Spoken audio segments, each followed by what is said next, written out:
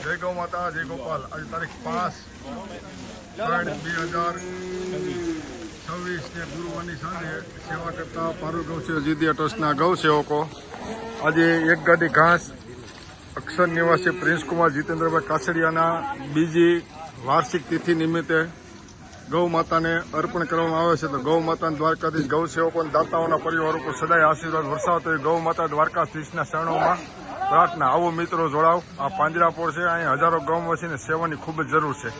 બોલો કૃષ્ણ પ્રિયા ગૌ માતા કી।